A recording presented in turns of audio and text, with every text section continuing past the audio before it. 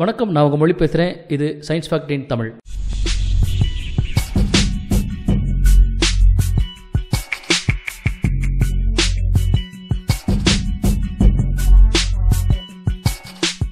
சமீபத்தில் நீயா நானா நிகழ்ச்சியில் பிரான்சிஸ் தொடர்பான ஒரு டிஸ்கஷன் நடந்துச்சு. பிரான்சிஸ் எடுத்தவங்க, பிரான்சிஸ் கொடுத்தவங்க அப்படின்ற ரெண்டு பேரும் பேசிட்டு இருந்தாங்க. இதுல இந்த பிரான்சிஸ் எடுத்த பல பேர் நான் இதுல ஏமாந்துட்டேன், என்னால இந்த பிசினஸை ரன் பண்ண முடியாம போயிருச்சு அப்படின்னு சொல்லியிருந்தாங்க. அதே போல பிரான்சிஸ் கொடுத்தவங்க பிரான்சிஸை இவங்க எடுத்து நடத்த தெரியாம இருக்கிறாங்க, பிரான்சிஸ் எடுத்து அவங்களுக்கு எல்லா விதமான விஷயமும் செய்ய தெரிஞ்சிருக்கணும் அப்படிங்கிற மாதிரியான விஷயங்கள் எல்லாம் சொன்னாங்க. சப்போஸ் ஒரு ஸ்டாஃப் இல்லனா நம்ம ஸ்டாஃப் ஆயிரணும் சார். சோ இப்படி இரண்டு பேரும் வெவ்வேறு விஷயங்களை சொல்லியிருந்தாங்க. உண்மையிலேயே இந்த பிரான்சிஸ் தேவையா? பிரான்சிஸை விட சோல் ப்ரொப்ரைட்டரா ஒரு பிசினஸ் ஸ்டார்ட் பண்றது எந்த அளவுக்கு பெட்டரா இருக்கும்? ஒரு நிறுவனம் பிரான்சைஸ் கொடுக்கறாங்க அப்படின்னா அவங்க என்ன செஞ்சிருக்கணும் அப்படின்னா ப்ராடக்ட் மார்க்கெட் ஃபிட் என்ன அப்படிங்கறத அனலைஸ் பண்ணிருக்கணும். இந்த ஊர்ல நீங்க இந்த மாதிரி ப்ராடக்ட் போட்டா தான் விற்பனை செய்யுங்கிறது அவங்களுக்கு தெரிஞ்சிருக்கணும். நான் ஆல்ரெடி ஒன்னு வச்சிருக்கேன், அதை உன்ட்ட நான் கொடுத்துறேன், நீ உன் ஊர்ல வித்துக்க அப்படின்னு சொல்லி கொடுத்தா அதை அந்த ஊர்ல அப்படியே கொண்டு விற்க முடியாது. ஒரு டீ கடையை எக்ஸாம்பிளா எடுத்து ப்ராடக்ட் மார்க்கெட் ஃபிட்னா என்ன அப்படின்னு நம்ம பார்க்கலாம். உதாரணத்துக்கு உங்களுடைய ஊர் எடுத்துக்கோங்க. இப்போ உங்க ஊர்ல என்ன மாதிரியான டீயை உங்க மக்கள் விரும்புவாங்க அப்படிங்கறது உங்களுக்கு தெரியணும். உதாரணத்துக்கு ஜெனரலா நீங்க எந்த ஒரு ஊரை எடுத்துக்கிட்டீங்கன்னாலும் தமிழகத்துல பெரும்பாலான ஊர்கள்ல டீ கடைக்கு போன டீ வாங்குறவங்க 2-3 விஷயங்கள் மட்டும்தான் எதிர்பார்ப்பாங்க. ஒன்னு, நீங்க ஸ்ட்ராங்கா டீ போடுங்கன்னு, சீனி அதிகமா போடுங்க சொல்லுவாங்க, இல்லைன்னா சீனி குறைச்சு போடுங்கப்பாங்க, இல்ல லைட்டா டீ போடுங்க அப்படிப்பாங்க. இவ்வளவுதான் ஒரு டீல அவங்களுடைய எக்ஸ்பெக்டேஷனே. அவங்க கேட்கறது வெறும் டீ தான். சில கடைகள்ல இஞ்சி டீ கொடுப்பாங்க. சோ அந்த இஞ்சி டீக்காகவே நிறைய பேர் என்ன செய்வாங்கன்னா அந்த கடைக்கு போவாங்க. டீல எந்த மாற்றமும் இல்ல, எக்ஸ்ட்ராவா இஞ்சி தான் கேட்கறாங்க. அதனால என்ன செய்வாங்கன்னா டீயை மட்டும் தனியா போட்டு இஞ்சியை நசுக்கி அதை கலந்து டீயா கொடுக்குற அந்த ஒரு விஷயத்தையும் நிறைய சின்ன சின்ன கடைகள் பண்றாங்க. சோ உங்க ஊர்ல இவ்வளவுதான் டீக்கு அவங்க எக்ஸ்பெக்டேஷனா இருக்கு அப்படிங்கும்போது நீங்க டீ கடையை பிரான்சைஸ் எடுத்து அதுல 30 வகையான டீ இருக்கு, 50 வகையான டீ இருக்கு, வெளிநாட்டுல இருந்து டீ தூள்லாம் கொண்டு வச்சிருக்கோம் இப்படி எல்லாம் சொல்லி அதை உங்க மக்கள் கிட்ட கொண்டு போய் கொடுத்தீங்கன்னா அவங்க வாங்குவாங்களா அப்படின்னா வாங்க மாட்டாங்க. உலகத்திலேயே சக்சஸ்ஃபுல்லான ஃபுட் ப்ராடக்ட் விற்கிற ஒரு நிறுவனம் அப்படின்னா KFC அல்லது மெக்டொனால்ட்ஸ் மாதிரியான நிறுவனங்கள். இந்த குறிப்பிட்ட நிறுவனங்களுடைய ஃபுட் ப்ராடக்ட்ஸை விற்கிறதுக்கு பிரான்சைஸ் நம்ம வாங்கலாம். இதோட பிரான்சைஸ் அமௌண்ட் அப்படிங்கிறது ரொம்ப அதிகமா இருக்கும். நார்மலா நம்ம எல்லாராலையுமே வாங்க முடியாது. ஏதாவது ஒரு ஊர்ல நீங்க ஓபன் பண்ணணும் அப்படின்னு வச்சுக்கோங்களேன், அந்த ஊர் அதை சாப்பிட்றதுக்கான ரெடியா இருக்குதா அப்படிங்கறத நம்ம அனலைஸ் பண்ணணும். இப்படி கோயம்புத்தூர் எடுத்துக்கிட்டோம்னா கோயம்புத்தூர்லயே KFCs மால்ல இருக்கிற KFC தான் அதிகமா சேல் ஆயிட்டு இருக்கும். KFCக்குனே தனியா ஒரு கடை போட்டிருப்பாங்க. அங்க அவ்வளவு கூட்டம் இருக்காது. ஈவன் தோ அந்த கடை ரொம்ப பெருசா இருக்கும். அதுல கார் பார்க்கிங்லாம் இடம் இருக்கும். எப்ப போனீங்கன்னாலும் அங்க ஒருத்தங்க 2 பேர் தான் இருப்பாங்க, இல்லைன்னா ஆளே இருக்க மாட்டாங்க, நாம மட்டும் தான் இருந்திருப்போம். இதெல்லாம் ஏன் நடக்குது அப்படின்னா இது குறிப்பிட்ட KFC ப்ராடக்ட்டை சாப்பிட்றதுக்கான மக்கள் அப்படிங்கிறது அந்த ஊர்ல அதிகமா இல்ல அப்படிங்கறது தான் அது காட்டுது. பெரும்பாலான பேர் மால்க்கு வரவங்க அங்க இருக்கிற தியேட்டர்ல படம் பார்க்கறதுக்கு தான் வராங்க. சோ ஸ்டூடெண்ட்ஸா இருப்பாங்க, ஐடில வேலை செய்யறவங்களா இருப்பாங்க, ஒரு வெல் பேக்ரவுண்ட்ல இருக்கிற பீப்புள் தான் என்ன செய்யறாங்கன்னா மால்ல போய் அந்த சினிமா பிளெக்ஸ்ல போயிட்டு படம் பார்க்கறாங்க. அப்ப அவங்க என்ன செய்யறாங்கன்னா முடிச்சுட்டு வரும்போது எவ்வளவு காஸ்ட்லியா இருந்தாலும் இந்த KFC மாதிரியான ஃபுட் கோர்ட்ல போயிட்டு உட்கார்ந்து அவங்க சாப்பிடுவாங்க. ஆனா வெளியில போனோம்னா 100 ரூபாய்க்கு நல்ல சாப்பாடு சாப்பிடலாங்க அப்படின்ட்டு மிடில் கிளாஸ் பீப்புள் எல்லாருமே வெளியில சாப்பிடுவாங்க. ஏன்னா உள்ள ஒரு பர்கர் 100 ரூபாய்க்கு மேல, அது வெளில சாப்பாடு சாப்பிடலாமே அப்படின்னு யோசிப்பாங்க. சோ நம்ம பீப்புள் எக்கனாமியாவும் யோசிப்பாங்க, அதே நேரத்தில் அது நம்மளுக்கு சாப்பாடு வயிறு நிறைய அளவுக்கு சாப்பிட முடியுமா அப்படிங்கறதையும் பார்ப்பாங்க. இந்த மாதிரியான திங்கிங் இருக்கிற பீப்புள் நம்ம ஊர்ல அதிகமா இருக்கிறதுனால அவங்களுடைய மைண்ட் செட்டுக்கு ஏற்ற மாதிரியான கடைகள் போட்டா மட்டும்தான் அந்த கடைகளை தான் நம்மளால ரன் பண்ண முடியும். நிறைய பேர் என்ன நினைக்கிறாங்கன்னா உலகத்திலேயே ஃபேமஸான, உலகத்திலேயே சக்சஸ்ஃபுல்லான மாடல் தானே இதையே நம்ம ஊர்ல நம்ம போட்டு சக்சஸ் பண்ண முடியாது அப்படின்னு டக்குன்னு வேர்ல்டு லெவல்ல இருக்கிற ஒரு விஷயத்தை உள்ளூர்ல இருக்கிற அந்த மார்க்கெட் நிலவரமே தெரியாம எடுத்துட்டு நடத்துறாங்க. இதனாலதான் என்ன செய்யுது அப்படின்னா அவங்க ரன் பண்ணும்போது பிரச்சனையை சந்திக்குது. பிரான்சைஸ் கொடுக்கறவங்க நீங்க குறிப்பிட்ட லொகேஷன்ல கடை போட்டா தான் உங்களுக்கு கொடுப்போம் இந்த மாதிரி எல்லாம் சொல்றாங்க இல்லையா. நீங்க பிரான்சைஸ் எடுக்காம சோல் ப்ரொப்ரைட்டரா நீங்க கடை போடும்போது கூட ஒரு லொகேஷன் அப்படிங்கிறது செலக்ட் பண்றது ரொம்ப ரொம்ப முக்கியம். உதாரணத்துக்கு உங்களுடைய கஸ்டமர் யார் அப்படிங்கறத நீங்க டிசைட் பண்ணிக்கணும். நிறைய கடைகள் இருக்கிற இடத்துல பர்ச்சேஸ் பண்றதுக்கு நிறைய மக்கள் வருவாங்க. அந்த இடத்துல ஒரு டீ கடை போடுறீங்கன்னு வச்சுக்கோங்களேன், அங்க வர மக்கள் ஒரு ஃப்ளோட்டிங் பீப்புள், அதாவது அந்த பர்ச்சேசிங் பண்றதுக்காக மட்டும்தான் அவங்க அந்த பகுதிக்கு வருவாங்க. அவங்க ரெகுலரா அங்க வந்துட்டு இருக்க மாட்டாங்க. விசேஷமான நாட்கள்லாம் இருக்கும் பாத்தீங்க, தீபாவளி, பொங்கல், பொங்கல் இந்த மாதிரியான டைம்ல பாத்தீங்கன்னா அதிகமான பேர் வந்து அங்க பர்ச்சேஸ் பண்ண வருவாங்க. அப்ப அதிகமான பேர் வரும்போது அந்த இடத்துல நீங்க டீ கடை போட்டுருக்கும்போது நிறைய பேர் உங்க கடையில டீ குடிக்கிறதுக்கான அந்த வாய்ப்புங்கிறது அதிகமா இருக்கும். நார்மலா பாத்தீங்கன்னா ஒரு பிசினஸ் வந்து ரெகுலரா அங்க ரன் ஆயிட்டு இருக்கும். அந்த நார்மலா பிசினஸ் ரன் ஆகும் போது எவ்வளவு ப்ராடக்ட் நீங்க சேல் பண்றீங்க அந்த டைம்ல அப்படிங்கறது வந்து உங்களுக்கு தெரியும். பிரான்சைஸ்ல வந்து நீங்க ஒரு பிஸியான இடத்துல தான் எடுக்கணும் இல்ல, சோல் ப்ரொப்ரைட்டர் குறிப்பிட்ட பீப்புளை மட்டும் டார்கெட்டா வச்சு நீங்க என்ன செய்யலாம்னா கடைகள் போடலாம்.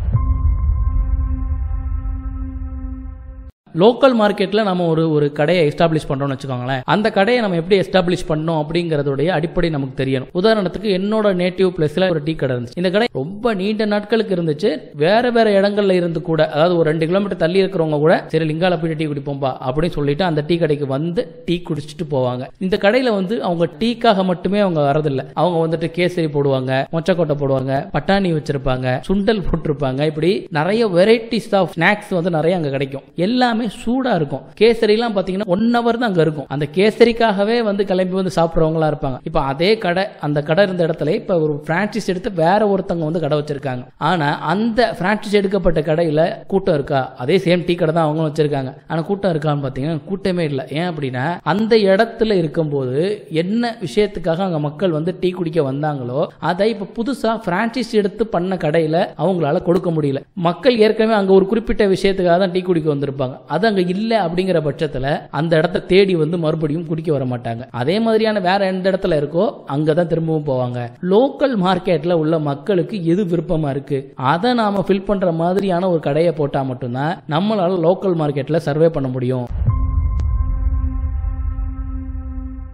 உதாரணத்துக்கு ஒரு ரியல் கேஸ் சொல்றேன். குடியிருப்பு பகுதி இருக்கு பாத்தீங்களா, இந்த இடங்கள்ல டீ கடை போடுறது அப்படிங்கும்போது இந்த டீ கடைக்கு வந்து அந்த குடியிருப்பு பகுதியில் இருக்க மக்கள் வந்து டீ குடிக்க வர மாட்டாங்க. வீட்டிலேயே தான் பெரும்பாலும் டீ குடிப்பாங்க. அப்ப அந்த இடத்துல நீங்க ஒரு டீ கடை போட்டீங்க அப்படின்னா உங்களுடைய டார்கெட்ஸ் வந்து இந்த குறிப்பிட்ட மக்களா இருக்காங்கன்னு வச்சுக்கோங்க. தங்கி இருக்கிற மக்களா இருந்தாங்கன்னா உங்களால என்ன செய்ய முடியாதுன்னா இந்த பொருளை விற்கவே முடியாது. ஆனா இதே அந்த குடியிருப்பு பகுதியில் தொடர்ச்சியா வீடுகள் கட்டிக்கிட்டு இருக்காங்க அப்படின்னு வச்சுக்கோங்களேன். அப்போ உங்களுடைய கஸ்டமர் யாரா இருப்பாங்கன்னா கன்ஸ்ட்ரக்ஷன் ஒர்க் பண்றவங்க உங்களுடைய கஸ்டமர் இருப்பாங்க. அப்போ அவங்க வந்து என்ன செய்வாங்கன்னா உங்க கடைகள்ல வந்துட்டு ஒரு 11 மணி கிட்ட வந்து டீ அல்லது வடை பச்சி இந்த மாதிரி ஐட்டங்கள்லாம் வாங்கிட்டு போவாங்க. இப்படி ஒரு கடை வந்து எனக்கு தெரிஞ்சிருந்துச்சு. இந்த கடை பாத்தீங்கன்னா ஒரு 4-5 வருஷத்துல பயங்கரமா டவுன் ஆயிட்டே போயிட்டு திடீர்னு காணாமலே போயிடுச்சு.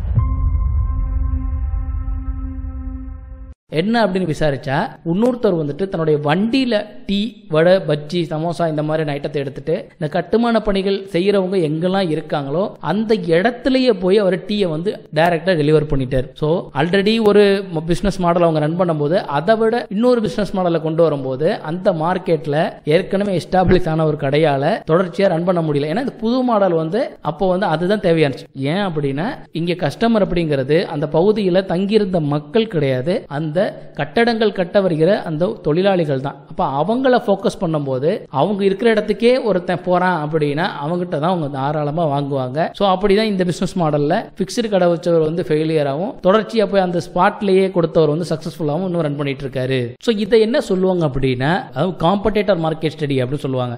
மார்க்கெட் ஸ்டடினா அந்த பீப்புள் யார், உங்களுடைய கஸ்டமர் யாரு, அவங்களுடைய எக்ஸ்பெக்டேஷன் என்ன அப்படிங்கறத பத்தி தெரிஞ்சுக்கிறது. காம்படிட்டர் மார்க்கெட் ஸ்டடி அப்படின்னா இந்த இடத்துல நம்மளுடைய காம்படிட்டர் யாரு, அவங்க என்ன மாதிரி பிசினஸ் பண்றாங்க, அவங்க கிட்ட அதிகமான மக்கள் ஏன் வாங்குறாங்க, நம்ம கிட்ட என்ன பிரச்சனை இருக்கு அப்படிங்கறத ஸ்டடி பண்ணி அதை சேஞ்ச் பண்றதை தான் வந்து டெக்னிக்கலா பிசினஸ் படிச்சவங்க வந்து பண்றாங்க. சோ இந்த பிரான்சைஸ் பண்றதுல என்னன்னா இந்த விஷயத்தெல்லாம் ஆல்ரெடி ஸ்டடி பண்ணி தான் அவங்க வந்து பிரான்சைஸ் கொடுக்கணும். ஆனா பிரான்சைஸ் கொடுக்கிற நிறுவனங்கள் வந்து இந்த மாதிரி மார்க்கெட் ஸ்டடி பண்ணாம இந்த இடத்துல உன்னால சர்வே பண்ண முடியுமா இல்லையாங்கிறத பத்தி தெரிஞ்சுக்காம ஜஸ்ட் பிரான்சைஸ் அப்படிங்கறதையே ஒரு ப்ராடக்டா மாத்திட்டாங்க. என்னுடைய பிராண்ட் நேமை வந்துட்டு ஒரு ப்ராடக்டா மாத்தி என்ன செஞ்சுட்டு இருக்காங்கன்னா அந்த கடைகள் வந்து திறக்கிறதுக்கு கொடுத்துட்டு இருக்காங்க.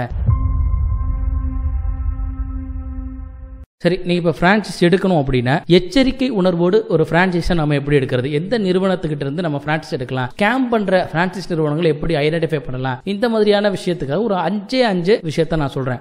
ஒன்னு வந்து ஒரு பிரான்சைஸ் உங்களுக்கு ஒரு நிறுவனம் கொடுக்கும்போது மிகைப்படுத்தப்பட்ட வாக்குறுதி கொடுக்கறாங்களா அப்படின்னு பாருங்க. நீங்க 1 லட்சத்துல இருந்து 2 லட்சம் ரூபாய் இன்வெஸ்ட் பண்ணா மட்டும் போதும், மாசம் நீங்க லட்சம் ரூபாய் சம்பாதிக்கலாம் அப்படின்னு ஒரு வாக்குறுதியை ஒரு நிறுவனம் கொடுக்கறாங்க அப்படின்னா அந்த நிறுவனத்துடைய பிரான்சைஸ் எடுக்கிறதுக்கு நீங்க முதல்ல ஏன் அப்படின்னா எந்த ஒரு கடையை நீங்க எடுத்துக்கிட்டீங்க எடுத்துக்கிட்டீங்கனாலும் அங்க டக்குன்னு சக்சஸ் ரேட்டை வந்து ஓப்பனிங்லேயே அட்டைன் பண்ணாது. ஆனா நீங்க ஓப்பனிங்லேயே வந்து உங்களுக்கு பயங்கரமா நீங்க லாபம் சம்பாதிக்கலாம் அப்படின்னு சொன்னாங்கனாலே நீங்க கண்டிப்பா உஷாராயிருங்க. ஒவ்வொரு பிரான்சைஸ் நிறுவனமுமே ஒரு ஒப்பந்தத்தை வந்து அவங்களுடைய கஸ்டமரோட போடுவாங்க. இந்த ஒப்பந்தத்தை சில நிறுவனங்கள் போடுறதே இல்லை அப்படி சொல்றாங்க. சில நிறுவனங்கள் வந்து ஒப்பந்தத்தை வந்து போடுறதுக்கு உங்களை கட்டாயப்படுத்துவாங்க, சீக்கிரமா போடுங்க அப்படி சொல்லிட்டு உங்ககிட்ட கையெழுத்தை மட்டும் வாங்கிடுவாங்க. ஆனா எந்த விதமான டாக்குமெண்ட்டையும் உங்ககிட்ட ஒப்படைக்க மாட்டாங்க. சில பிரான்சைஸ் கொடுக்குற நிறுவனங்கள் என்ன செய்யறாங்க அப்படின்னா போன் பண்ணிட்டு நீங்க இன்னைக்கே புக் பண்ணீங்கன்னா 50% ஆஃபர் இருக்கும் உங்களுக்கு அப்படின்னு அந்த பிரான்சைஸ் எடுக்கிறவங்க வந்து அவசரப்படுத்துறாங்க. இந்த மாதிரி யாராவது அவசரப்படுத்தினாங்கனாலும் நீங்க உஷாராயிரணும். சோ இந்த மாதிரியான ஆக்டிவிட்டிஸ் எல்லாம் ஒரு பிரான்சைஸ் கொடுக்கிற நிறுவனமானது எம்எல்எம் மாதிரியே செயல்பட்டு இருக்காங்க அப்படிங்கறத வந்து நம்மளுக்கு காட்டுது. இந்த நீயா நானா ப்ரோக்ராம் பார்க்கும்போது ஒரு விஷயத்தை என்னால புரிஞ்சுக்க முடிஞ்சிச்சு. பிரான்சைஸ் எடுத்த பல பேருக்கு பிசினஸ் உடைய பேசிக்கான எந்த விஷயமே தெரியல. பிசினஸ் பண்ணணும் அப்படின்ற ஒரு ஆர்வம் மட்டும் தான் உங்களுக்கு இருக்கு. சோ கிரவுண்ட் ஒர்க் எதுவுமே பண்ணாம கிரவுண்டோடைய நிலவரமே தெரியாம நம்ம பணம் மட்டும் கொடுத்தா போதும், பிரான்சைஸ் எடுத்தோம்னா அந்த நிறுவனமே எல்லாத்தையும் பாத்துக்குறாங்க, அடுத்த வர லாபத்தை வச்சு நம்ம ரன் பண்ணிக்கலாம் அப்படின்ற ஒரு மினிமமான ஒரு கேரண்டியை அந்த பிரான்சைஸ் நிறுவனங்கள் கொடுத்ததை நம்பி மட்டுமே அதுல இறங்கினவங்களா இருந்தாங்க. இந்த மாதிரி கடை போட போறேன் அப்படின்னு முடிவு பண்ணிட்டீங்கன்னா நீங்க ஓனா சோல் ப்ரொப்ரைட்டர், அதாவது உங்களுடைய முதலீடை போட்டு குறைவான அமௌண்ட்லயே மினிமமா ஒரு சின்ன கடையை வந்து போட்டு செட் பண்ணிட்டு உங்க ப்ராடக்ட் மக்கள் கிட்ட ரீச் ஆனதுக்கு அப்புறம் உங்க கடையவே நீங்க டெவலப் பண்ணிக்கலாம். சோ இதுதான் வந்து என்னைய பொறுத்த வரைக்கும் கேட்டா பிசினஸ்க்கு வந்து ஒரு பெஸ்டான ஒரு மாடலா நினைப்பேன். பிரான்சைஸ் மாடல் அப்படிங்கிறது எல்லாருக்கும் எல்லா ஊருக்கும் ஒத்து வராத ஒரு விஷயம். இந்த வீடியோ பிடிச்சிருந்துச்சுன்னா லைக் பண்ணுங்க. உங்களுக்கு ஏதாவது கேள்விகள் கேட்கணும் இருந்தா கமெண்ட் பண்ணுங்க. இந்த வீடியோல நான் பேசியிருக்க விஷயத்தை பத்தி உங்களுடைய எண்ணம் என்ன அப்படிங்கறதையும் கீழே கமெண்ட்ல பதிவு பண்ணுங்க. அதெல்லாம் என்ன அப்படிங்கறதையும் நான் பார்க்கறேன். மறக்காம நம்மளுடைய சேனலை சப்ஸ்கிரைப் பண்ணுங்க. மீண்டும் வேறு ஒரு சுவாரஸ்யமான வீடியோல உங்களை மறுபடியும் சந்திக்கிறேன். பை.